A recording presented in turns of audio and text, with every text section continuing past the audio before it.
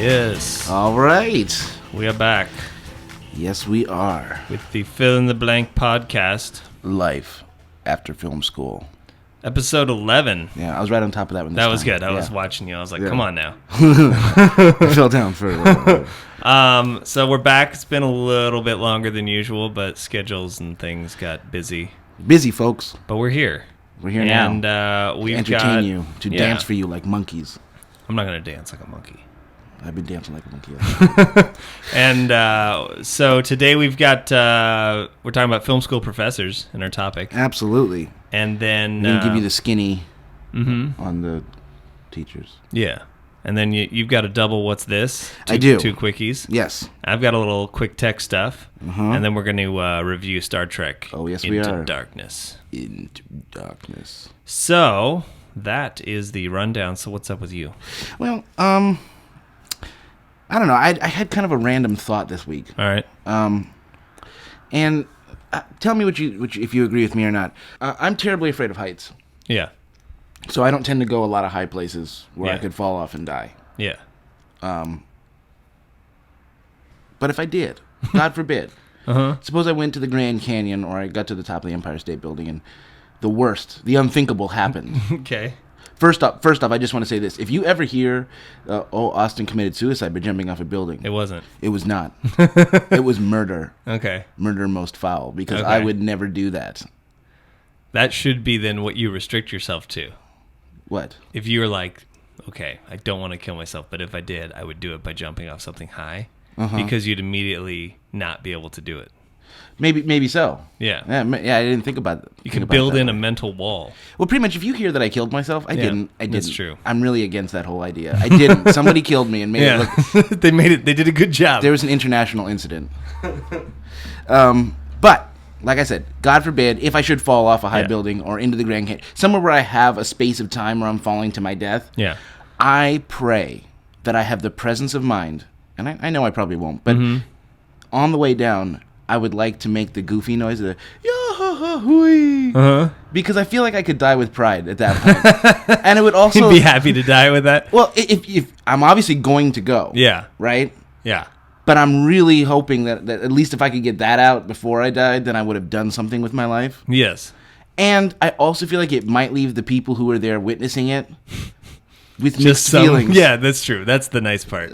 Is that some people are like, that was hilarious, and some people are going to be like, but he died. I'm pretty sure that guy just died. Right. Like, I don't know whether they're not going to know how to. Right. They're not going to know how to feel about that. Which is that's pretty rare that in your own death you can make people really question how they really feel question whether or not they should laugh at this. People who've never met you. Yeah. They might laugh at your death. Yeah.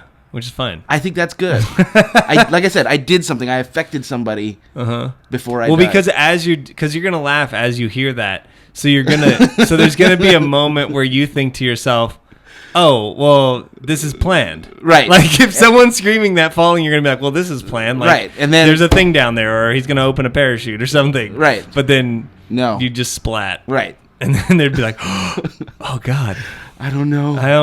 I was laughing. I was laughing at that guy. Exactly. Did something go horribly wrong? Or right. Well, and what I want to see is the newscast that comes after that. When they have to play the clip. Right. Well, they first of all, they're going to play the clip, which will make you laugh. Yeah. But second of all, then they're going to interview people, and they're going to be like, so, how did you feel? We're like, I don't know.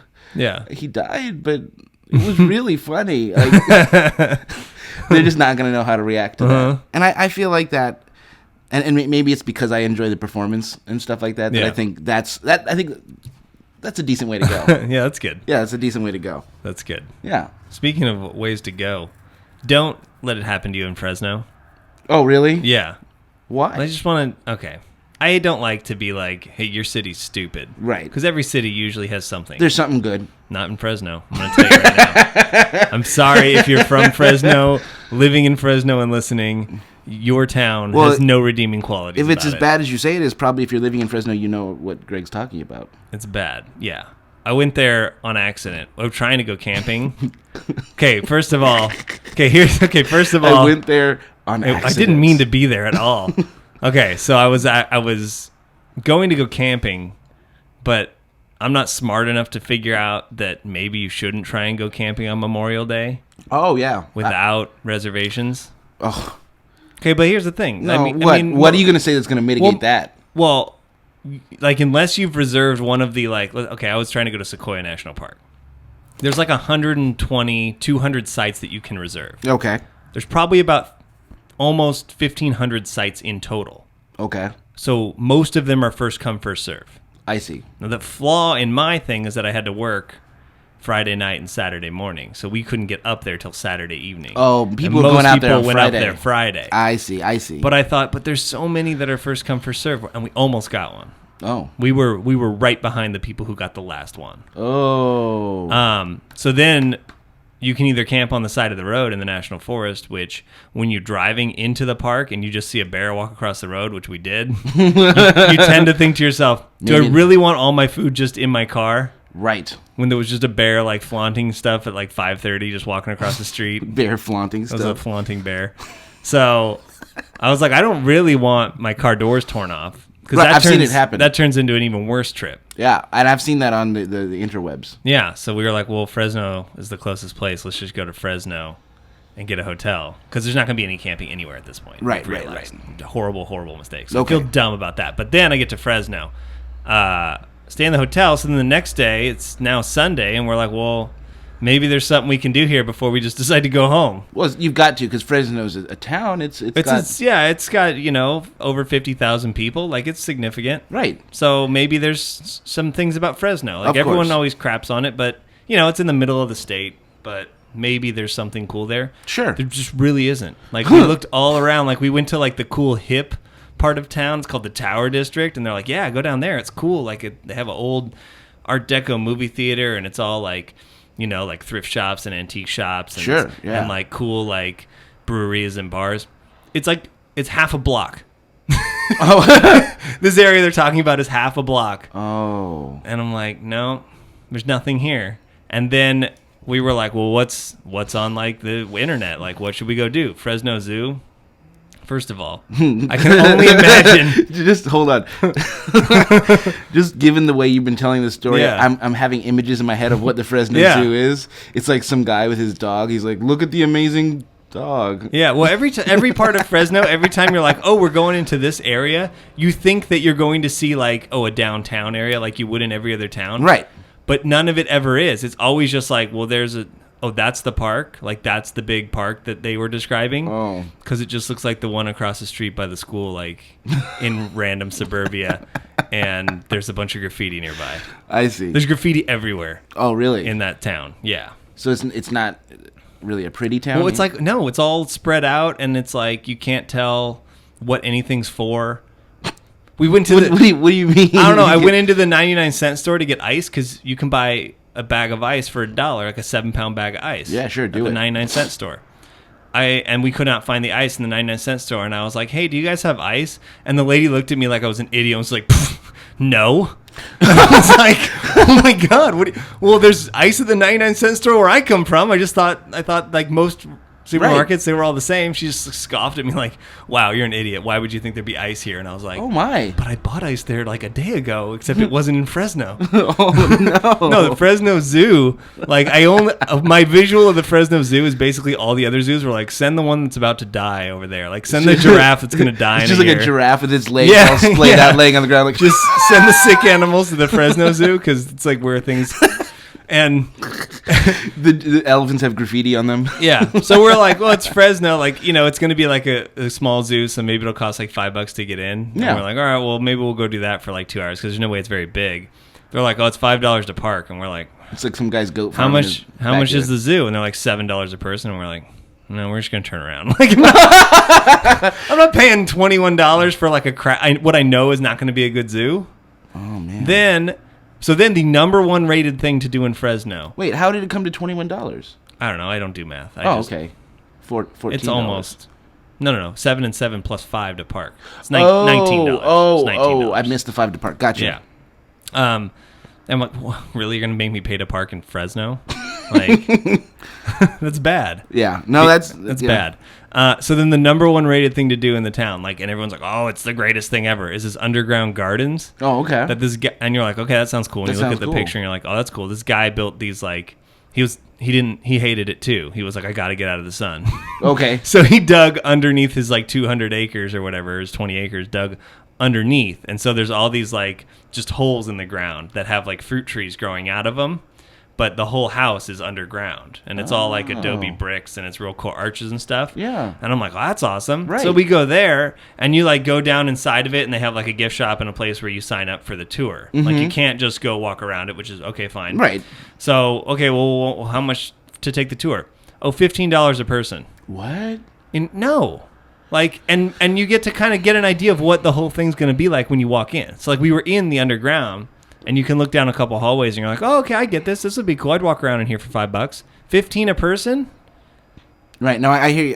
I like that. That's gouging. I like that Fresno's so unimpressive that really mild expenditures are too much. Because like I would pay $15 a person to like.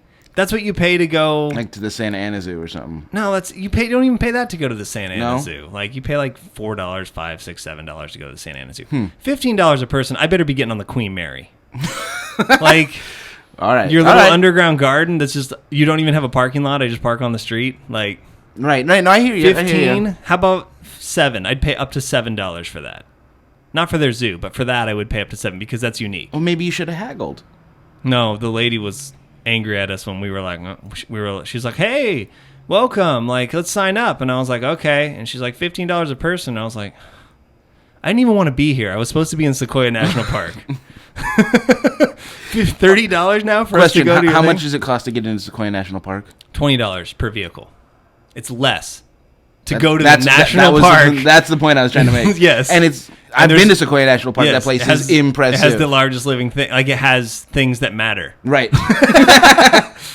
No, it's just awful there. And you're just like, and then like you keep seeing like on the horizon, you're like, oh, look at those buildings. And when you get there, you're like, this couldn't have been what I was looking at. Like everywhere, like it's like everywhere you go every time you're like, this is cool. You get there and it's a massive disappointment. It's like a mirage. The whole town is a mirage. Yes. Wow. It's not good. You know what? Here's the thing. Bakersfield, much better town. Bakersfield? Yeah, Bakersfield's better than Fresno. Wow. I know. That's like saying Temecula's better than Fresno. Anywhere. Temecula is better than Fresno. I can confirm that. All right. I don't know that there's anywhere that's not better than Fresno at this point. It's pretty close. It's pretty close to home at this point. Like, yeah. Maybe in a month I'll change my mind about it, but well, right. You never know. You really tried to give that town a chance, and it just disappointed you at every turn. It did. There was nothing cool that I saw in Fresno. Well, Fresno, it sounds like you need to send Greg an apology. Yeah, no. Oh, no! No. No! Yes. Oh. It's not Fresno. I take that back, Fresno. You do not need to send him an apology because he made that joke. No. Oh, man. All right. So, all right. Let's get some business out of the way before we start our topic. Business. So we finally, you guys did it. You did it. 30. We got to 30. Now, we are not naked right now because that offer had expired. That offer was over. Yeah, that offer had expired. Now. But we are excited that we got to 30. Really happy about that. And in just under the wire. Yeah. Like just before we recorded this podcast. That's right. It was only just like a day or two ago. Mm-hmm. So yay. Exciting. Thank you, everyone. Yay. Laura, who is our 30th. That was the 30th like. We want to say you are the listener of the week. Listener of the week this week. All right, so now we begin the crusade for 40 likes. Right. Oh, I meant to get some like... Right. That's what you wanted. Well, what I wanted was... Oh, yeah, some Sousa. Some Sousa going on. Yeah. Sorry, Laura. We'll fix that in the future. Yeah. Not for you. It's too late for you. At 40 likes... At 40 there's likes... going to be Sousa. There's going to be Sousa. Which is our new crusade. 40 likes. Yeah, come on now. Tell your friend now that you have liked it. Now there's 30 of you out there who have liked it. You have to tell 10 everybody people. there knows somebody. Yeah. Which if everybody just gets one person to like it, that's 60 likes, and then there will be an extravaganza. Right, and we all know how things like this work. It's exponential. You tell one person, they tell, and before you know, then we get 60. You get one person to like it, then we get. There's now 60 people. Right, and then when those, and then from there, it just becomes it doesn't just go to 120. It goes to like 60 squares. It's ridiculous. That's what we need to do. We need to start rolling down the hill. Yeah, we're still trying to push to the lip of the hill right now. Right. We need to snowball that. Exactly. So please, your participation thus far. Very appreciated. Yes, very Please much continue, appreciated. And please continue to help out so we can keep doing it. Right, and congratulations, Laura. Yeah, so that's all about the Facebook. One person can make a difference. That's right. Facebook.com/FITB Podcast. That's where you go to do that business. Yes. Also had some more listener participation. Well, of course you did. Listener Kara. Hey, Kara, how's it going? Hey, Kara. Thanks for writing in. Yeah, she had 2 different comments. One about our Star Wars spectacular. Okay, what'd you have to say about that? She's guessing that the trailer or the reveal for the Star Wars 7 will be at next year's Comic-Con. That's a likely... I said very good guess. For me, it's between that and they have that Star Wars Celebration. Oh, sure. See, I could see... They come about the same time. Well, the Comic-Con's always like after this. So I could see the Celebration being like some sort of tease and then having all the cool stuff at the Comic-Con. Sure. I could see that happening. But Lucasfilm, there's always a lot of Star Wars at the Comic-Con. But has the official company ever really revealed things there? I know they did like the Clone Wars cartoon stuff, but I don't know if they did the actual movie stuff there. So I don't have an answer for Plus, that, Disney does stuff at Comic-Con. Disney does. That's why it's a good guess. Yeah, I think because Kara Disney already has a presence. I think Kara is onto something here. I think there's a good chance that they could reveal something at Comic-Con. Yeah. It seems like a good place for it. That's your audience. Yes. And then she also just wanted to chime in and agree with us on Armageddon. So. Oh, really? Oh, yeah. So I have to assume since the only person to comment about Armageddon agreed, then everyone agreed with us. Everyone agrees with us. Right? Everybody loves Armageddon. Nobody told us why it's bad, which is what we asked for. Right. So we were right. I'm going to operate under the assumption that Armageddon is in fact a good movie, and everybody loves it. Yeah. Everybody. Yeah, that's what I figured. Yeah. So that is the kind of social update. Also, as thank always, you, Kara, by the way. Thank you. So we've got the Facebook, we've got the YouTube.com/FITB Films, enhanced versions on there, special Star Wars intro in the last episode if you missed that. You've got the iTunes. Go on there. Yeah. Review us. Subscribe it. All that stuff. Do it. And then the Stitchers. Did I say the Stitchers already? I don't know. If I didn't, I'm saying it now. Go on there. It deserves to be said twice. Yeah, Stitcher from your mobile device, all that. Do it. Also on the Facebook page, my review of Pain and Gain went up. Oh, okay. Oh, wait. One last thing about Kara. Just because we made Laura Listener of the Week. Yeah. I feel kind of bad because Kara's participating. I know. So I'm just going to go ahead and assume... Can we have another title? Kara's the most beautiful Listener of the Week. Okay. Yeah. Wow. That's kind of a... I don't know this Laura, but that's kind of... Could be just an insult. I'm sure Laura's beautiful too. But it's not as good as Listener of the Week because Listener of the Week... Well, that's true. Entitles that you are a smart, intelligent... Okay. Because you've done something amazing. You are the single Listener of the Week. Yeah. I don't know. I'm spitballing here. Okay. You're awesome too. Yes. Yes. Yes. Awesome number 2. Yes, number 2. Okay, Kara, that's it. I'm sure you're a lovely woman, but you are awesome too. And it's the number 2. The number 2. Not T-O-O. Not T-W-O. Yeah. So yeah, my review of Pain and Gain went up on there. Surprising for people probably if they hear how we usually talk about Michael Bay, but not so much on this one. You weren't a big fan? No, I went C-. What's your general one sentence review? My issue, if I could describe it, would be the tone of the movie was wrong. Right. This is one of those where we were talking about where maybe he should not have shot this like a Michael Bay movie. Gotcha. And he has a very light tone for some very dark things, and it starts to mismatch, and you start to feel weird. Right, like you're laughing at things, but you're like, I shouldn't be. It's kind of like me falling off a cliff. Yeah. And doing, yeah. But for me, at a certain point, I just wasn't laughing anymore. I was just like, these are horrible, horrible people. I see. Yeah. So there was a big disconnect there. Which may be how people end up viewing my falling off a cliff. That's a horrible, horrible person. That could be the case. All right, let's get to the topic of the day. Wait, one last thing. Oh, my God. One last thing. I just want to say, if you want to, if you're in the Huntington Beach, Southern California area, and you're looking for something to do on a Friday, Saturday, or Sunday, I'm going to be in Bye Bye Birdie over here at the Huntington Beach Playhouse. Yes. When's that start? That starts July 19th. Okay, so and runs through about, I think it's August 14th. It's a month. There's 4 weekends. You guys have got to some run. time here. You're over a month away. Yeah, 2 yeah, months but away. I'm just letting people know that it's coming. Yeah. And right now at the Playhouse, you can the normal ticket price is $20, and you're going, what? $20? But right now you can buy something called an anytime ticket. They're $15, and they don't have an expiration date. You can use them on any show at any point in time. Cool. You just show up and you give them the anytime ticket, and in you go. Oh, okay. So that's an early bird yes. kind of thing. So it's if you're in the area, correct. Bye Bye Birdie. Right, and there's no expiration date. So even if you don't want to see Birdie, you can go see any show that tickles your fancy. Yeah, but if you listen to this, why wouldn't you go see Birdie with you should. With you in it? Correct. I agree. Okay. I agree. So definitely go check that out, Yeah. and I'll have more promotional information on that as we get closer. Yes, it's a ways off now, but it's coming. But there's going to be more discounts and things I can tell you about. Okay, there'll be more stuff coming out as they organize their campaign here. Correct.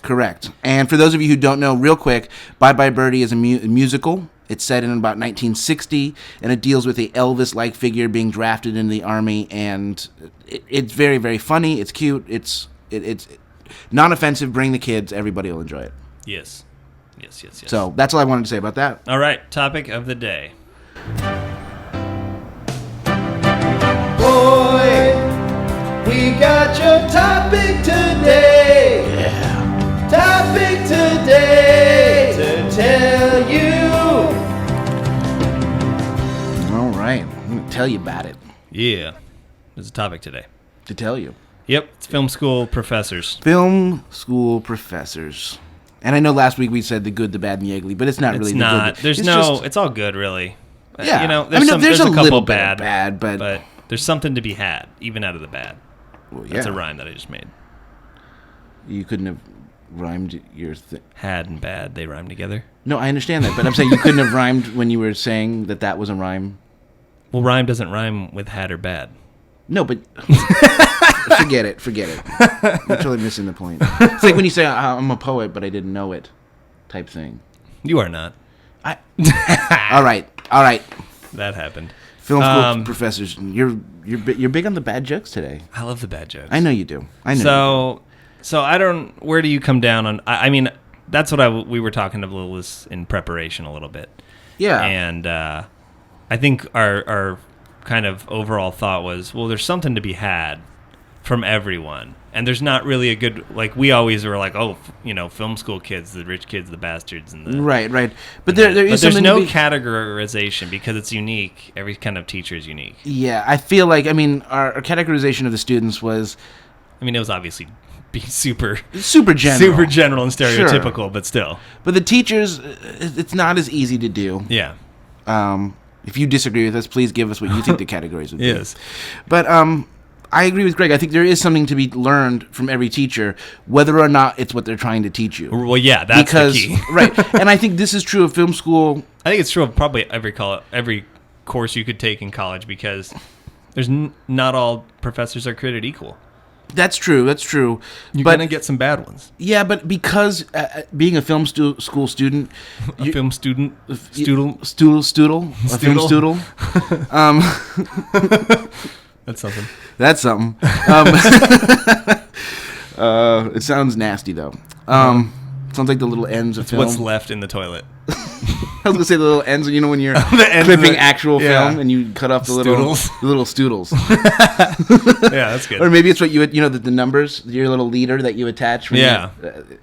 I need a stoodle over here. I'm going to splice it on. 5-second stoodle. I need a 5-second stoodle. Okay, I like it. Uh-huh. Word created. Yep. But I do think it's more prevalent in, I would say, a theater school or a film school than it is in some of the other ones. Because if you're going for, you're becoming a marine biologist, there's empirical knowledge that you can get out of every single class. Well, and your professors will actually probably all have PhDs in said area. Correct. And there's going to be empirical tests that you either know this or you don't. Yeah, and in the arts, it's different. It's subjective, and so it is much more. You need to get out of it what you get out of it. Yeah. Because you're not going to have there PhD are some guys. There's the film aesthetics guys and the kind of criticism guys usually are. Yeah, they have doctorates in film, but most of your teachers who are teaching you the how to, like the editing and cinematography, usually they're not. Right. Usually that's usually because they used to do it for real. Yeah. Ideally. Or hopefully still do. Right. So there is a little bit more. You got to get what you get. Yeah.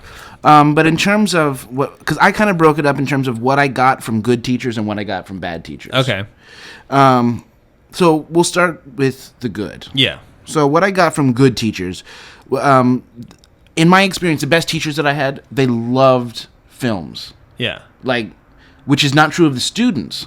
No, we already covered that. Right. Yeah. Which I found amazing because you would think that that's where the students are getting it from. Yeah. Is that the teachers are teaching them to hate film. Yeah.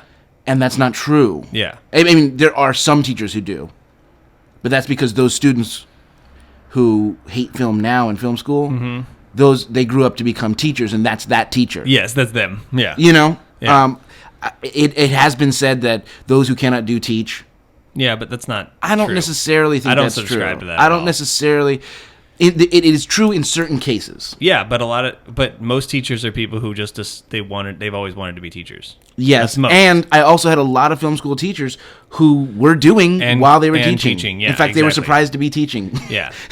So I get that. I get that phrase, but I don't. I think it's condescending. I think it's a business world condescending. I found it much more true in the theater department. Okay. Much more true in the theater department. I can believe that. People who wanted to be actors. And there are some of those. I mean, I had a couple of those. Yeah. But I'm saying the greater percentage was in the theater department. Theater department was full of a lot more people, and this makes sense, of people who thought, I'm going to be an actor. And then no one wanted me to act. No one wanted to look at me. So now I'm going to make people pay to look at me. And tell them they're doing it wrong. Right. Yeah. So, watch out, theater kids. Yeah. But go ahead.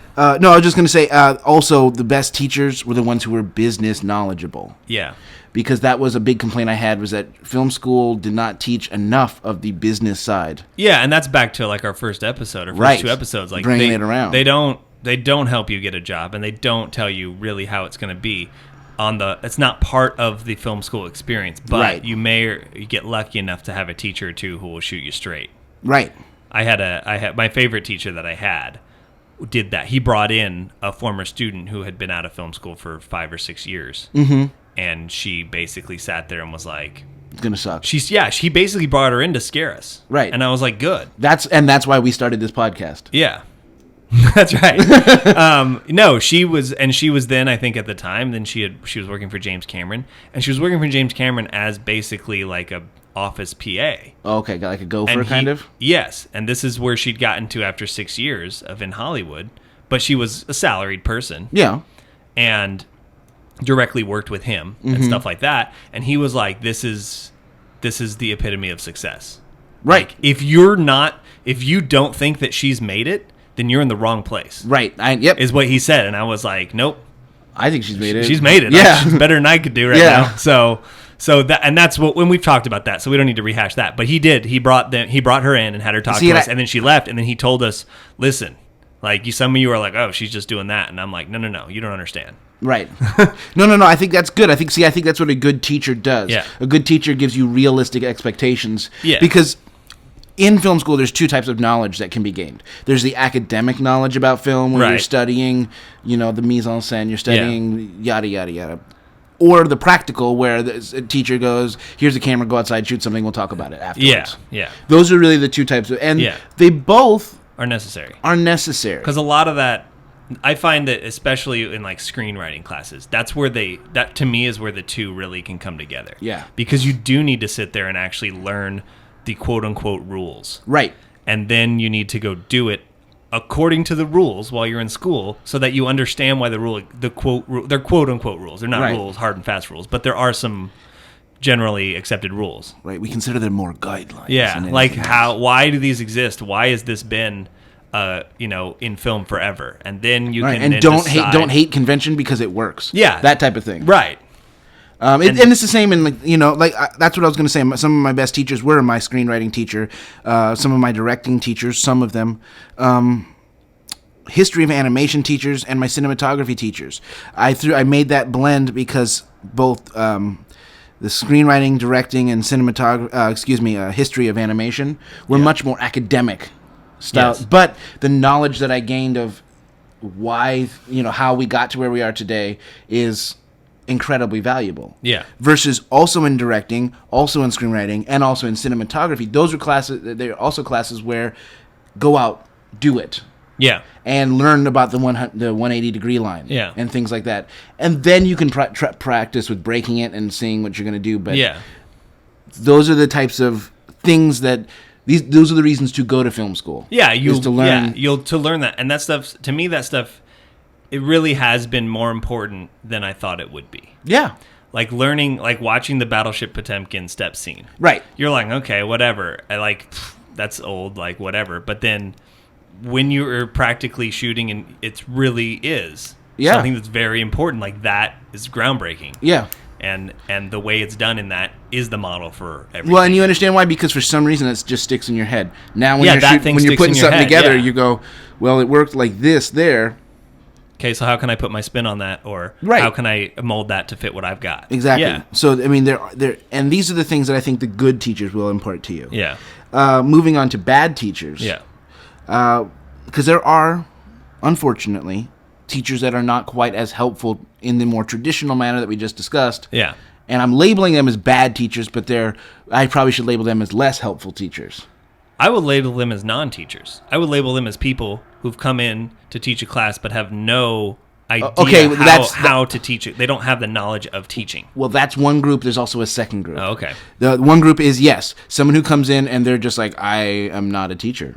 Yeah. And you're like, oh, okay. But there's other teachers who are derisive, or when informing you about the references. Like I had one teacher who, he was one of those teachers who taught kids to hate movies. Okay. Because he would be like, I can't believe that you like Star Wars. It's just like Kurosawa's Hidden Fortress. I mean, it even has this. And it's just like, yes, I understand that, but there's still value to Star Wars just because it borrowed from something else. Right. So wait, yeah, I mean, I could say the same thing to him about Kurosawa. Like exactly. You could go on and on and on. Yeah. Or, he'd be like, we had a joke in that class that he thought every movie was based on The Searchers, starring John Wayne. Except for the ones that came, even the ones that came before it. Even the ones that came before it, because we'd often make jokes to be like, someone would try to name a movie, and then it would be your job to come up with how. Searchers, yeah. Well, it's just like The Searchers and you'd have to come up with how exactly it's just like The Searchers. I think one of my favorites was somebody had talked about how King Kong was just like The Searchers. I like the original. I like the pre-Searchers. Yes. Yes, that's funny to me. It was all in preparation and channeling what they knew would happen one day in The Searchers. That's right. So that's the other group of bad teachers where and it what's funny about it is the same way you hear kids today being like, oh, that's just like Star Wars.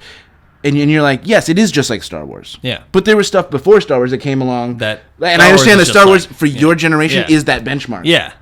But to an older generation, it's this benchmark. This movie, yeah.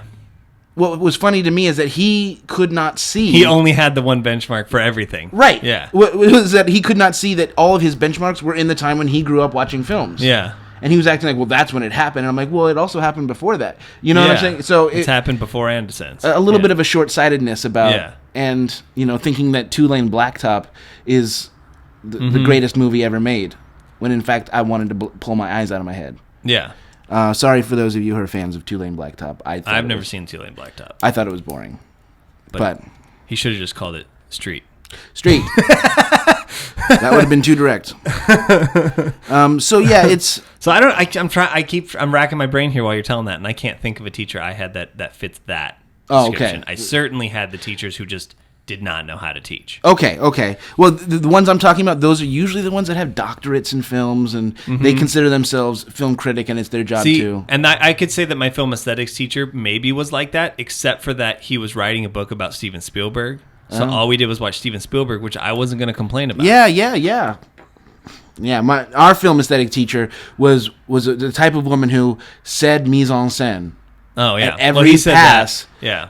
Just because she liked the way it sounded in French, she would never say the setting or the way that the way that you've formatted your screen or the way that you've set your shot. And it's always the mise en. How did the mise en scène make you feel? And you're like, what? You pompous person. Yes. And that's where I think sometimes these type of teachers get into hot water with me is the effete intellectualism. Yeah. You know what I have to say though. because there is a certain point, like, yeah, you have to obviously filter what they're saying. Yes. But for instance, like my film aesthetics teacher, you had to write papers on films and why, what you saw in the mise en scène and all that crap. Yeah. So you would do it, and then he grades it, and he's obviously going to grade it from his perspective. Right. And be like, that's not what the message was. And you can sit there, to me, here's where I like this, because you can sit there and say, well, so what if you saw that? I saw something else, which is valid because it's an art form. Yeah. But at the end of the day, that's also my complaint with film school, is that they're like, here, I shot this film of a turd sitting there for an hour. It's my senior thesis. And you're like, you get an F. And they're like, why? It has a statement about this. And you're like, but it's horrible. Right. So I actually value the fact that they would just be like, you're wrong. This is the message you're supposed to get. Because that's much like literary criticism. Well, is that there is an accepted interpretation, you know? Yes, and I they're think not that, saying that your interpretation is wrong, but you better really back it up. And here's I think that's a great example of what I'm talking about in terms of even from the bad teachers, you can get something. Yeah. And it's even if it's just as simple as, okay, I don't want to be that kind of person. Yeah. But in that case, stretching outside of your own perceptions to see what are other people seeing in this film, that will help you as a filmmaker to be able to put yourself in the audience's shoes. Yeah, because it can't just be what you get out of it. It's got to be what are other people going to get out of it? What are the possible interpretations of this? Which is, I think, a very valid viewpoint. Yeah. And if I was the teacher of that class, I don't know how your teacher ran it, but if you gave me the viewpoint that I was looking for, and you gave me the viewpoint that what you got out of it, I'm not going to mark you down for that. Right. You know what I'm saying? Yeah, as long give as me the accepted viewpoint, and then if you have a different interpretation. Right, yeah. but you say, well, that apple meant that he was homeless. Yeah. But I also could see where it meant that he was a rich man. Yeah. Then it's art, and we have to accept both. Exactly. Now, the other type of bad teacher you were talking about were the non-teachers. The non-teachers, which those are, and in my experience, this is a generalization. I know it's not true in every case, but these are the people who are just straight off out of usually they're actually people who worked. Well, they're usually people who are working. Which is what you want, yes, to a certain degree, but not if they don't know how to teach, or they're not even present because they don't really care about this. It's extra cash on the side. Right. Which I had a couple of. I had a few. I had one teacher, it was pretty funny, who thought that he had signed up basically to come in and teach a workshop that for a week or so. Like, he would come in 1 week and talk to us about directing, and then go away, and then we'd shoot projects, and he'd come back the next time. He didn't realize he had to be there 2 days a week. Right. So he thought it was like a thing where you'd work on stuff, and then he would judge it and give you pointers, and that was that. Yeah. It'd take 2 weeks or whatever. Yeah. Turned out no. It was the whole class. They gave him a whole class. Yeah. And he was like, ugh. Now, this one actually refutes your point, because he turned out to be a good teacher. Even though the first few classes, he was just like, I don't know what I'm doing here. Yeah. Because I had not signed up for this. Yes. But very quickly, this is one of my directing classes, too. Yeah. But very quickly, what it turned into... directing teachers, I've had bad experience with that, too. Yeah. I don't know what that is. I don't know. But he ended up turning it into one of the best experiences I had, because every class, he would just be like, all right, we're here for 2 hours or whatever, 3 hours. So go shoot something. Yeah. And when you get back, we'll talk about it. Yeah. And this falls into the other side of the knowledge, the academic versus the practical. It turned into one of the best practical classes. Yeah, and it's not like his insights weren't invaluable. No. I mean, he's making films. I mean, films that... I don't want to say his name. Yeah, I know. Don't say his name. Right. But they are films that you would know of. Yeah. I had this experience in audio class with a person who was a location mixer who they brought in to teach audio techniques. Okay. This is purely, it was not a good class in my experience. Didn't know how to teach. And that was the problem, is that he came to it with and this is actually my directing teacher as well. When the mark of a person who doesn't know how to teach is the class is entirely them telling you stories. Yes. Of this one time on this one film. Yes. Which is fine, but at a certain point you're like, are we going to do something? Right. Or are you just going to talk to us? Or did you just have this so you could tell us stories about what you've done? Right. Which I had 2 full classes of that, which is sad because that feels like a waste of money and time and all that. but they can't all be good. Right. You're also a much harsher critic of teachers than I am. Yeah. But that's because you come from a family Yes. of teachers. Like Yes. literally everybody in your family is a That's teacher. true. So But- you know what it should be. Yeah, but then also you have. I loved my senior thesis teacher because he realized what the class was. I mean, he's basically just check in with me. He's not. Right. He's not going to be imparting how to do your thing. His how-to is here's how you get your insurance cleared, and Right. here's how you get your Right. your fee back from Telecine and all that stuff. Exactly. Those are helpful things. Which is helpful things, and that's just stuff you need to know. That's just business of the class. But so he was just purely going to sit back and judge, and I loved it because Right. he'd be like, "Bring in your scripts," and you read it, he'd be like, "I don't know what the heck was going on there." Like, Right. and so he really he was.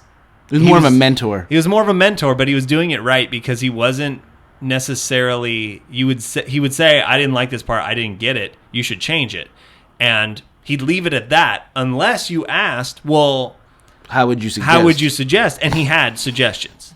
But if you didn't, then he's going to let you figure it out because It's yours. Yeah, you it's gotta your do- deal. Like he doesn't want to. He want you shooting his ideas, Right. But I can give you a couple examples if you want them. Right. So I really like that, and because he just came down on some of these kids who didn't do anything, which is my favorite thing. Nice. Right.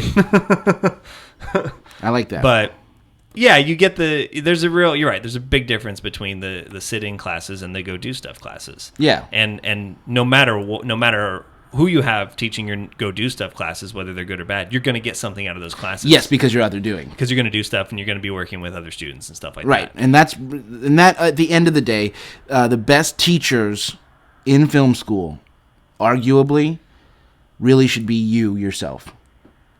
Because the two things that you will learn the most from are the doing and the watching Yeah. of films. Yeah. So, there's obviously some truly amazing teachers out there that you could categorize as the best teacher. Some of the best screenwriting teachers I think existing that I had. Right. And I feel that way about some of my teachers Yeah. too. But I'm just saying, at the end of the day, it's your responsibility to glean what you can from the teachers. Because some kids I feel are a little bit more passive. They expect the class to teach them something. Yeah. Versus other students, and I do consider myself one of these. I consider you one of Yeah. these. They're like, okay, well, can I do this? Can I do this? What can I do? And that's that's really the attitude that you're going to need after school. Right. You need the proactive attitude. Right. Because And if you're waiting for someone to assign you something or give you something, it's not going to happen. Yeah. And I've had the best experience with, because I think most teachers are more, especially because we're talking about university here. Yeah. Yeah. Are going to respond better when you're coming to them with, I mean, you and I were always, can I do this? I mean, we were always being told no because we were trying to get ahead of where we were. Yeah. And in my experience, my teachers really appreciated that. Even though they had to say, no, I'm trying to teach you this. Yeah. They appreciated the fact that we were trying our best to get as much out of it as we could. Yeah. And that, I guess, is what I mean when I say that you yourself are the best teacher. Yeah. Because you will get more out of each one of your teachers. Yeah. And honestly, that's the other thing. Regardless of good or bad or in your mind, the feedback that you get from the professors is, in my opinion, the most valuable in film school. Yeah, even if you don't agree with it. You know, you can screen your film or whatever for all the students and they can like it or not like it. But when the professors start telling you, oh, I saw that, great. That's when you really feel good about yourself because you're like, these are people who... Well, ideally, there are people who... They've seen and tons of course, of this. that does depend... Yes, Yeah. yes. And of course, that does depend on if you have respect for the teacher's opinion. Yeah. But, and this is true no matter who you're talking about, when you screen your film, everybody's opinion is valid. Yeah. That's just a fact. Yeah. Even if you don't like this person's opinion, you should at least consider why they don't like it or Yeah. why they do like it. And that's just a fact. So I don't know. I overall I have a positive feeling toward film school professors, but I do too. there are those. But I those do feel few. like it's your responsibility to get what you can. That's out the of them. thing. Is you could have a horrible experience if you're expecting, that 15% of them to actually provide you stuff with you just sitting there and you getting information into your head. Right. You have to actively search for it out of about 15% of the teachers, I would say. Yeah. Because they're not trained to teach. They're coming out of And I think if you go into every class yeah. with that mentality, you'll get a lot more out of everything. Yeah. So there you go. There it is. That's how we feel about teachers. Mm-hmm. Obviously, we liked our teachers. We had good experience. Yeah. And we hope Overall, you do too. Yeah. yeah. So moving on. What's this? And that. You've got to know, what is this thing that I have found? What is this? And that. Okay, what is this and that? Okay, first we'll do this, and then we'll do that. Oh, okay. This is a book Okay. called Inferno by Dan Brown, the author of the Da Vinci Code. This is if you haven't seen this, then you haven't been outside. 'Cause Right. It's everywhere. Right. Yeah. And I had the opportunity to read it. Yeah. And I'm bringing you... Those are usually real quick reads. Yeah, they're exciting. They're exciting reads. I personally don't feel like, you're getting high literature out of it. No. But it is intelligent popcorn. Yeah, it's not written at a ridiculously... Right. No, it's written so that everybody can read it and enjoy it, and it reads fast. It's an action movie in book form. But they're pretty much movies. They're like basically like I wrote this movie, but I made it a book first. Is really what they are. Yeah, that's exactly. And this one, I hope that we get a movie out of it. I want to see Tom Hanks come back because it is in fact another Robert Langdon adventure. Yeah. Okay. But wasn't The Lost Symbol also? Oh yeah. That one's not being a movie. That was not being a movie, but that one was not as exciting to me as this one. Okay, this one was. This one he brought it back around. Yes. Okay. Arguably, the Da Vinci Code is considered his best book. Yes. If you're agreeing with me on that, then I would say Inferno is easily the best thing that he's written aside from the Da Vinci Code. Okay. Because Angels and Demons actually came first. Yeah, I like Angels and Demons quite a bit. I enjoyed it quite a bit. Yeah. I would say Inferno's right up there with those ones. Okay. So basically, like I said, it's another Robert Langdon adventure, which it's just enjoyable. Yeah. And this time we have the themes of the Divine Comedy by Dante Alighieri. Right. Obviously from the title. Yeah. Inferno. But, just like in his previous books, you're getting clues and puzzles and things like that where you got to use the knowledge of the ancient art and the poem to solve it, and everyone's real quote unquote smart in the book, and so you get some interesting things. The subject this time is the idea, because just like the subject of Da Vinci Code was Mary Magdalene and the royal bloodline. Yeah. This time it's science versus morality. So there are religious undertones, but that's just because obviously the Inferno is brought into it. But it's not really about religion. Okay. It's really about the science versus morality, what we can do, what we should do. It's almost like a Michael Crichton theme. Very much. Yeah. Very, very much Michael Crichton-y this time. Okay. And maybe that's why I enjoyed it so much. Yeah.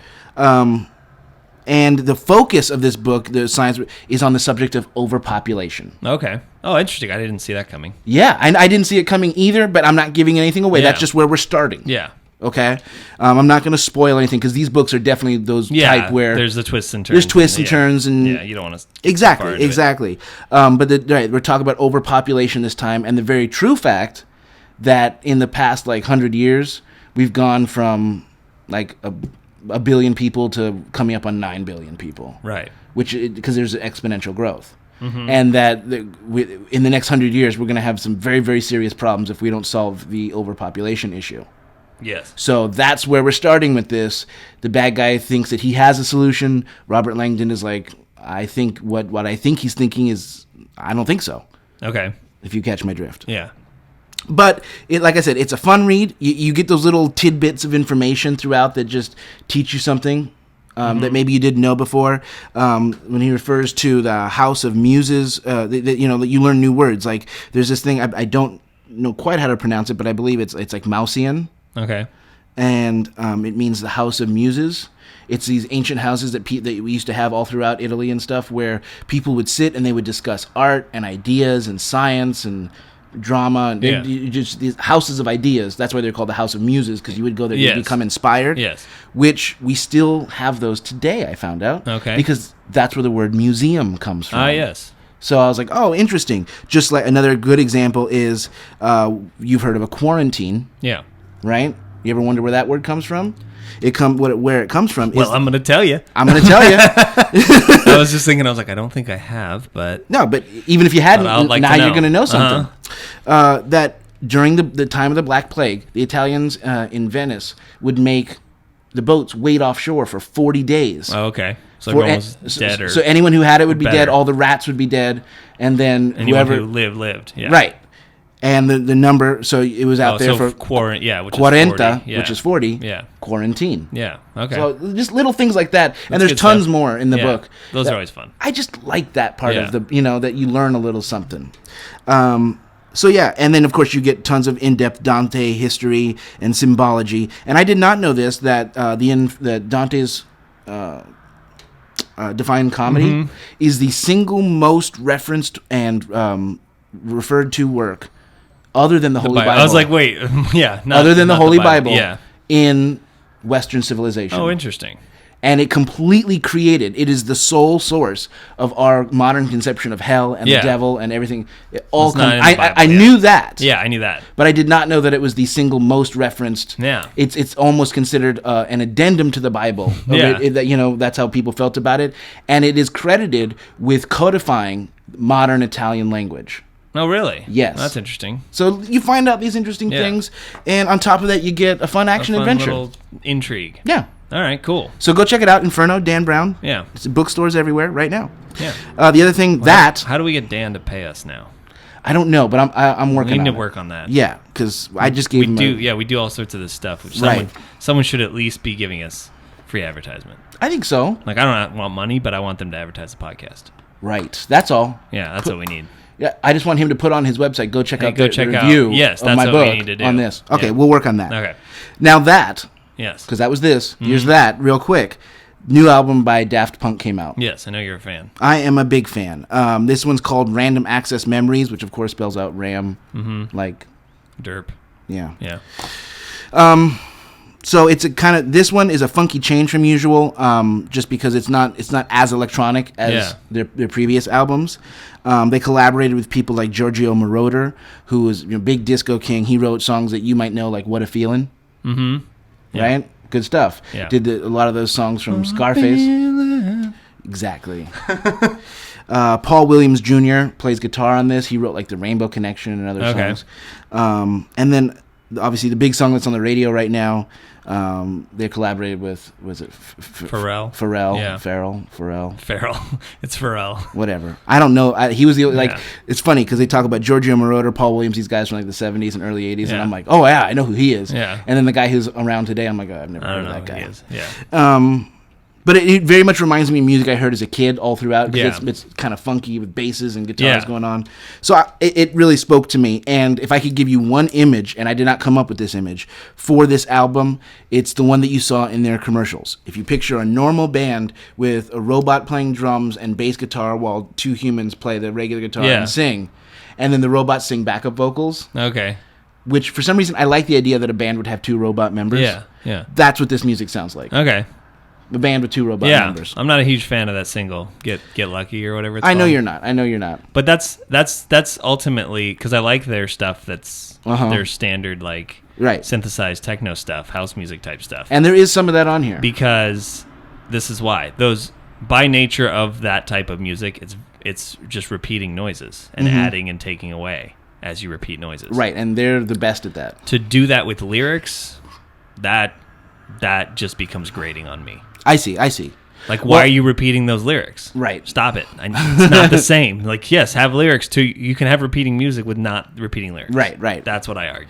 And I would just say to someone who maybe agrees with Greg out there going, oh, well, it's Daft Punk. I'm not a big fan of this. No, I like Daft Punk. I just don't like that No, song. right. No, I know. I haven't heard the rest of it. Exactly. I would say check it out anyway, because as I find usually with any popular song, there are other songs on the album that I end up liking more than the one that makes it on the radio. That's true. That's almost always the case. So go check it out. Very My nice. favorite track on it is called Doing It Right. Okay. Go check it out. Cool. Yep. Alrighty. A little tech stuff here. Little tech stuff. You're wondering who I am. Tech stuff, he's got some tech stuff. Software or brand new camp. Tech stuff, he's got some tech stuff. With things to tell you all. Tech stuff, he's got some tech stuff. You're in the tech stuff hole. All right. This is going to be also another quickie. Yeah. This is going to be a little software I want to talk about. Okay, what's For it called? those of you who are filmmakers or people who like the multimedia stuff on the computer and you're a Mac user. So I've already limited my audience quite a bit, but I did iOS apps and that seemed to go over well. Okay. This is a program called Pixelmator. Okay. And for what I use it as is an Adobe Photoshop alternative. Oh, okay. Because if you're, if you do video, even though Photoshop is not strictly it's not a video program at all, you're going to end up using it. You're going to make titles. You're going to make lower thirds. You're going to make stuff like that in this program. But Photoshop I don't like what Adobe's, I know. It's really hot in here. Austin just wrote me a note that said effing hot because we have to close all the windows in my apartment to record this. So I was going to take my shirt off earlier. It's awful. And we're getting to the end of the podcast though. So, so you're going to have to use Photoshop to make graphics and things like that. So problem with Photoshop is they keep changing how you buy it. You have to buy the whole suite, or now you have to buy a creative license, so you have to pay monthly for it. I got sick of all that. Yep. So I went on and I was like, well, what can I use instead? Found this program called Pixelmator. It's $20 on the App Store. Oh, okay. And it does, for my purposes, it does absolutely everything that I used Photoshop for. Oh, okay. So for $20, I replaced a $1,200 program. Right, no complaints. I'm not creating digital art. Right, what kind of stuff were you doing with it? Like I said, we're making graphics for Right. video, or just touching up photos, or doing posters, kind of advertising type stuff. Okay. Great for all that. If you want to get into doing weird, surreal digital art like you see at the thing, I don't know. Because I don't know. I don't have knowledge of Photoshop enough to be able to do that. So I certainly don't have knowledge of Pixelmator enough to know if it's capable, although I've yet to encounter something that wasn't a quick Google search away on, wait, how do I do this in Pixelmator? Oh, okay. Oh, drop shadow? There's not a drop shadow button, but how do I do it? Oh, okay. Right. It's just as easy. It's just a slightly different way. Okay. So, and then I guess I would challenge those of you out there who do digital art. Yeah. Try out Pixelmator. Obviously, it's not that expensive. No, it's not. Try it out. Tell us if you found what the limitations are. Yeah, I like it quite a bit because I do a lot of we got to build lower thirds and stuff for this show. Right, exactly. And you want to do more than you can kind of build your crappy one in one of the editors. You want to build a nice one. So it's great for that. It'll export. You can actually export Photoshop files, which is great. So I could give someone a Photoshop file with all the layers intact and everything. So you can export it as a PSD. Yes. And Gotcha. then all the other formats you would want, PNG, TIFF, JPEG, all that stuff. So you've got all that control, that was the main thing. I was like, I need to be able to export these, and I need to be able to build it and make it look nice. And I've done quite a few things on it, and just learning more as I use it, because I'm the type of person who, I'm not going to take a class on the program. I'm just going to keep using it, and then when I run into a wall, you go on the internet and find out how to get around the wall, and then go, oh, okay, that's how I do that. But yeah, I would, just as a quick recommendation, if you guys are doing that, or if you do use Photoshop on the side in your video work, consider this if you're sick of having a new upgrade every year and having to pay piles and piles of money. Right. If you have a site license because of where you work, then, Keep you have it anyway. Right. But Pixelmator, huh? Pixelmator. That's what it's called. I like it. All right. That was a quickie. Let's do, whoa. Oh, I didn't expect that. Always coming in a secret. Not expecting taking it to the streets. I wanted to start a movie report. Yes. This is movie review. See? Plus. All right. Star Trek. Into Darkness. Into Darkness. Which is kind of weird because think about that title a little bit, literally. You're like, yeah, I'm going into space. Of course my Star Trek is into darkness. Well, if we're going to get into that, then we're going to start talking about how I felt about this whole Into Darkness. From the very first time I ever heard it, I was like, I don't like it. Well, after seeing the movie, I don't understand the title. It still makes no sense. They're just like, this is a darker one. I'm like, yeah, I know. Yeah. But title aside, that has no bearing. I love it. Really doesn't. I really enjoyed this movie. I enjoyed the hell out of it. Yeah. So do you want to do our normal format and then maybe have a side discussion about fans versus non-fans? Yes. Okay. Because I do think, I will say this right off the bat, I do think that the Star Trek, the Trekker or Trekkie, depending on which one you are, watching this film will have a very different feeling about it than someone who knows nothing about Star Trek. Yeah. Yeah, so. I agree. So story-wise, we're not going to spoil here. No, we will not spoil. But I gave it a B. Okay, I gave it a B minus. Okay. And that's because I felt that it had a very entertaining start. Like we started out and I knew exactly what was going on, and it was entertaining. Yeah. And as the story went on, it seemed to get a little bit more muddy and a little bit more contrived.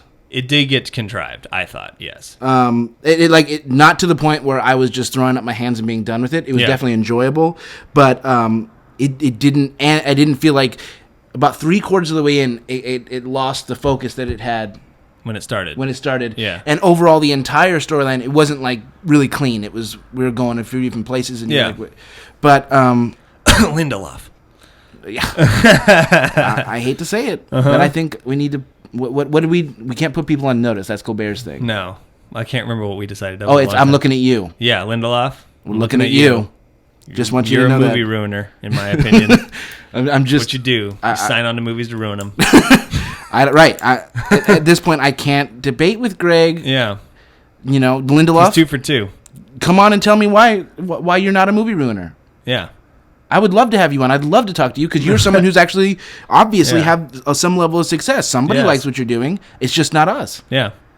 And I would maybe like to understand better where you're coming from. I'm willing to give you a chance, but right now you're a movie ruiner. Yeah. Sorry. Yeah, I that's why I didn't give it an A as well. It was a lot of elements that towards the end felt a little contrived, but so much fun. That's why so much fun. At the end of the day, I'm still like, but I enjoyed every minute of this. Yes, exactly. And also a lot that was, derivative. Yes, there is some of that. Which I'll be honest with you, actually, the farther I get away from the movie, the less I mind that. The more I actually start to like it. When I saw it originally, right afterward, I was kind of annoyed at how much derivative there was. We'll get to even more. And I still have some issues with some of it, but I have less issue now with the plot derivation than I did. Right. I have more issues with some of the dialogue derivation. Okay. And we'll talk a little bit because I think that's going to be our big kind of point, that the Trekkies versus the non-Trekkies are going to have an issue. But I got to be honest, the more I was just like, I fucking loved it. It's a fun ride. It's a fun ride. It's so far it's my favorite of the summer movies. Yeah, it's so well paced. It's so well, production value and acting is all great. Right. So character, that's our next thing. That's it. I gave B-. What? Yes. I gave character an A+. Whoa. Yeah. Because I'm not giving because my character is both the performances as well as the actual characters in the film. I understand. And the performances I would give an A, and the rest of it I would not give an A. I see. The reason, let me tell you why I gave it an A+. Okay. Because to me, this was what made the movie shine. Yeah. This is like... basically, I say that this is where the movie shines. Because a lot of the cast, they managed to, with one of the characters, take me from a position that I was against and made me for it. Mm-hmm. So, kudos to Benedict Cumberbatch. Yes. You did something I didn't think you could do and made me love it. Okay. On top of that, the interrelationships between Kirk, Spock, Uhura, every Scotty, everybody on there. This is what I was on. That's why, even though there was some muddiness here or contrived bits here, it was both their characters, who I did care about, and the acting, which was very good, that kept me going. I could have watched another hour just because I like hanging out with these guys. And even the scenes that were derivative, with one in particular, if you've seen the movie, you know what I'm talking about. I won't spoil it otherwise. The performances and we're talking derivative of Star Trek II Wrath of Khan. Yes, we are. Even though I clearly knew where we were going with that scene and what it was going to be, the performances were so good that they still got me. See, and I have no complaint with the performances, other than that I don't have a complaint with the performances. I have a complaint with the writers, because they forced me where they didn't in the first Star Trek reboot. They were like, this is different, and I was like, yeah, it is. I don't have to think about the other Star Trek movies. Mm-hmm. They forced you to think about the other Star Trek movies in the way they wrote this movie, and now I'm having to compare performances from William Shatner and Leonard Nimoy to Chris Pine and Zachary Quinto. And I didn't like that. I didn't like that I had to do that, because it's the same reason that the original Star Wars movies are better. I have nostalgia for the old performers. So it's hard to do. So if you're by forcing me, by juxtapositioning very, very similar scenes, I'm forced to side with the older version. Right. See, I was not forced to side. Which puts a little bit of a sour taste, because it's not different enough, because it's literally the same. I understand that. Yeah. With that being said, here's my first devil's advocate for you on this. With that being said, if you're not someone who's really into Star Trek, you'll won't just care. enjoy this film because Yeah. you won't get that, If you and don't- it'll yeah. just be good. No, that's true. That's absolutely true. Yeah. And I'm not a huge enough of a Star Trek fan to have let that ruin the movie for me, obviously. Right. We just for the record, Greg and I both enjoy Star Trek. We've seen all the movies. Yeah. Greg really was a Next Generation fan. I am really an original series fan. Yeah. But I wouldn't call either of us Trekkies or Trekkers. Not even close. Not even close. Yeah. Not even close. Just enjoy it as good yeah, it's science fiction. Yeah. I like science fiction. Yeah. We're doing that. Let's do it. Yeah. I like the idea that the world has come together in peace and is going into space. Yes. Yeah. I really enjoyed Peter Weller. Oh yeah, RoboCop was in this. I was like, look who's in this. Yeah. I didn't know he was in it till he showed up on screen. I was like, yeah. RoboCop. And I thought Benedict Cumberbatch he chewed did. some scenery. He did. As good as you can do it. He did. He took it above the script. Yes. For me, by far. Yes. I agree with you. And they already had the Kirk Spock, so they continued that relationship. I was a little bit kind of tired of the Spock Uhura relationship. Oh, see, I like that. I thought maybe we would kind of move on from that. After I liked it in the first movie, and I was like, well, we'll move on, and we didn't really move anywhere. No, we didn't, but it was a nice... Like, one of the funniest scenes in the movie to me was between them. Yeah, that was good. I feel like the writers were like, oh, Zoe Saldana's actually somebody now. We need to give her a bigger role because they gave like almost nothing to Sulu and Chekhov. Right. Like, which I felt bad about. I felt bad about that too. Scotty got a good bump, though. But that's because he's also a bigger name actor. So I felt like they were doing lip service to and that may be studio mandated. I don't know. Yeah, you don't know where that comes in. Yeah. Could be Lindelof, though. Could be. We're just going to turn Lindelof into the devil. Poor guy. So technical, I gave it an A+. I gave it a solid A. Yeah, there's nothing special. It's ILM A game. I'm a big special effects critic, and I loved it all. Yeah, it's ILM and it's A game. Yeah. Look good. I like the new Tinkly Ice Rainbow Trail that the Enterprise leaves behind. The Rainbow Trail was fun. Right, and I'm sure if I'd seen it in 3D, which I did not, that would have been cool looking. Yes. But quite honestly, the trailers in 3D made me queasy, so I did not want to see it. I did not see it in 3D because I didn't care to see it in 3D. No, I just wanted to see Star it. Trek. Yeah. What about music? Music, I gave it an A. I gave it an A too. I actually got the original soundtrack to this one. Yeah, I mean, it's more of what you saw. Which I love it when it is, because sometimes it's not. Yeah. And you're like, I really wanted more of that. Right. And this time it is. This time it is more of that. Yeah. And but not just straight up. Yeah. He's got new themes and stuff. He's got new themes. There's a great piece that is used right at the beginning of the film because right after the intro, which is so exciting. Yeah. We go to London and we're dealing with nobody that we've ever met before, Yeah. and it's just like this little kind of intimate piano. Yeah, thing. I really actually liked that whole sequence. It was I thought great. That was a really cool thing. Right. So kudos to Just the Michael film sequence Giacchino. and Yeah, the music in it. exactly.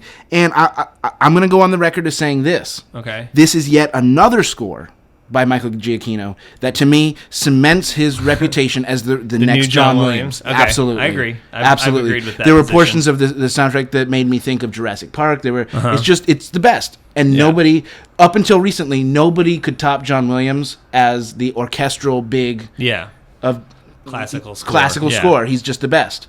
Now I'm not saying He's topped him, but no, but he's the heir apparent. He's heir apparent, and there's nothing standing in his way. Yeah.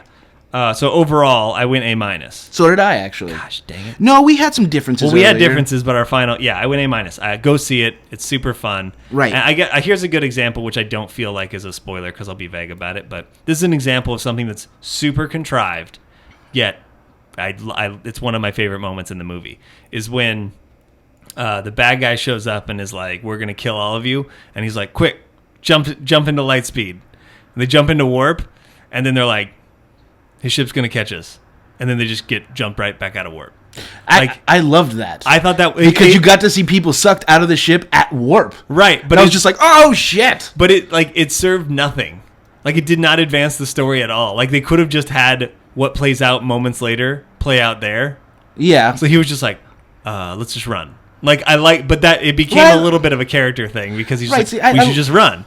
I liked it. I liked that he tried to run, Yeah. and they had built a ship that would not allow you to run. But that idea, like, because you don't know that the ship is designed to do that until they tell you right at that moment. Right. So that's what I'm saying. It's a pretty contrived because they're like, quick, he ran, and then the writers were like, well, but now what? How do we have him catch him? I know. His ship has a thing which we will not go into detail on Right.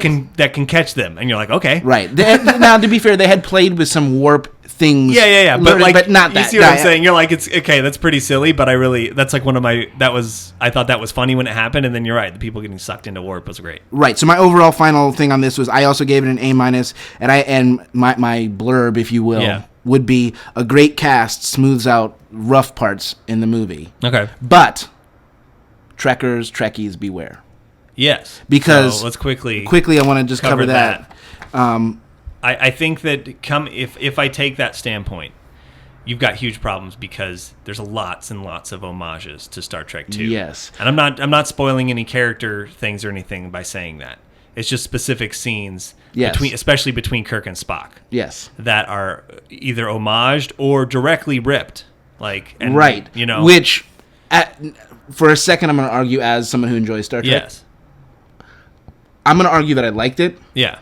Which I could when I walked out of the movie theater, it felt like when you find a friend of yours smoking in the bathroom, you're like, "Oh my god, can you do that?"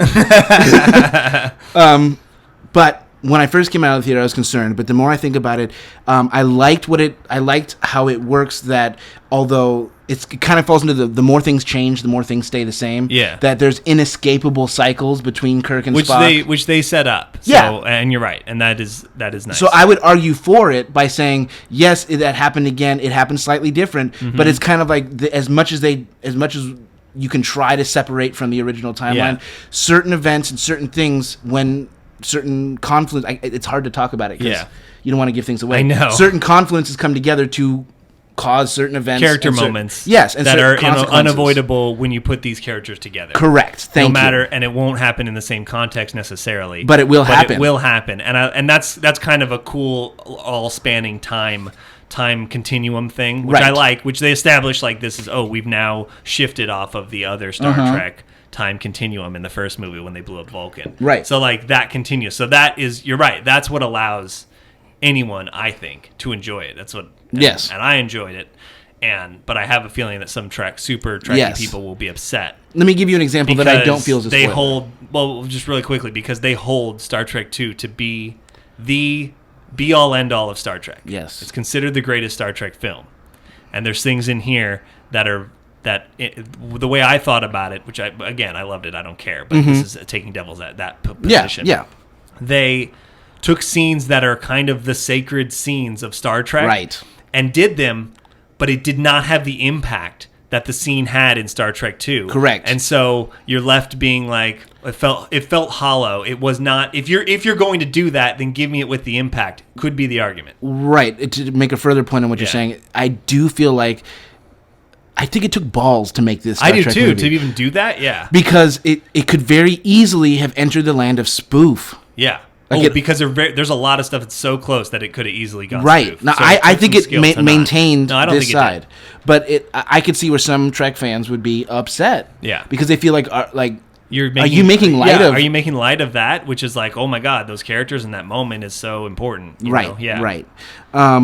Once again, though, on the other side of that, if you're not a star, none of this will pertain to you. Yeah. Just go see it because you're going to love it. You're not going to know. You're not going to realize what you're seeing. If you just want a good summer escapeism, this is it. This is it. And it is so well made. Yeah, it is. That was something I was going to say about the visuals. Was the great that they had great visuals and that there were less lens flares. I know there were less lens flares this time around. They were still there. At the they were still beginning, there. there was a bunch, and then they tapered off. Yeah. And I was like, oh, okay. Thank you, JJ. I really liked at the beginning that he used the exact same piece of music. Yeah. To bring up the title, because I was like, yes. I got so excited. I know, me too. Got so excited. Yeah. The other thing I was going to say is just to give you an example of what I've heard some Trek fans having a problem with. And for those of you out there who are not Trek people, I just want to give you an example so you get an idea of what we're talking about. In the very beginning of the movie, this is the first 5 minutes. Yeah. There's a lot of discussion because they're on a planet that is barely out of the caves. Yeah. They're a very primitive society. And Spock gets stuck in the volcano. Yeah. So the question becomes, can I fly the Enterprise over there and get him out? Which will be in plain sight of all the natives who have no technology. Right. Yeah. Which breaks the Prime Directive. It's a big thing in Star Trek. The Prime Directive. You're not supposed to influence societies that have not yet reached spacefaring capabilities. Right. So of course we have this question: should we? Should we not? break the Prime Directive. Of course, Spock comes down on the rules are the rules. Let me die. Let me die. Yeah. Prime Directive is Prime. Yeah. And of course, Kirk comes down on screw that. Yeah. You're my friend. I'm not gonna let you die in a volcano.